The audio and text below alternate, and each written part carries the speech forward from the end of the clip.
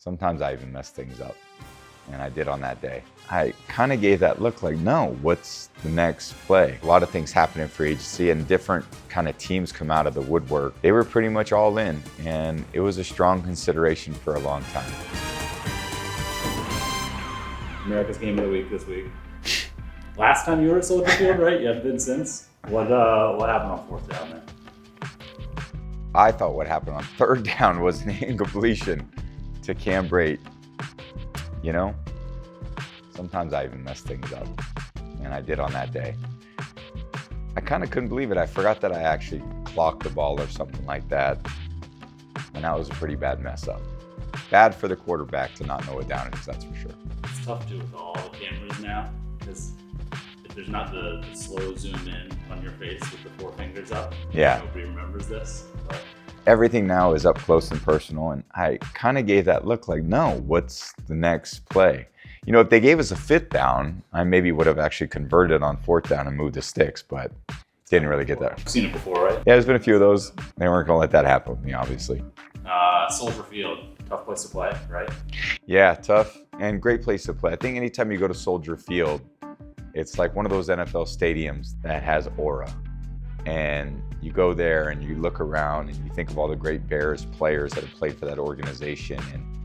And I played there several times, and every time it's like a, pinch yourself moment to go out there and play well in this great environment.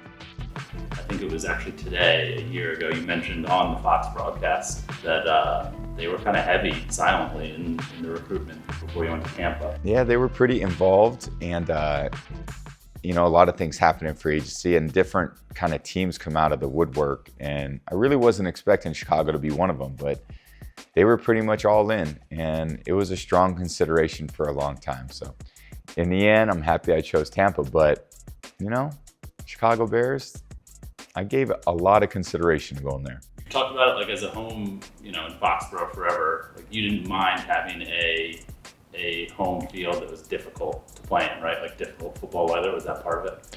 Yeah, I like the idea of kind of being there, and there was a lot of things that were to like about being there. And at the same time, being down here in sunny Florida is pretty great. It's a pretty good quality of life. So those extra 3 years in the warm weather kind of helped my a little aging body get through that football process a little bit easier. I was gonna say it was early March when you were deciding, right? So do you remember looking at a couple forecasts and thinking? I've been there long enough to know what the forecast is in early March, and it's not pretty.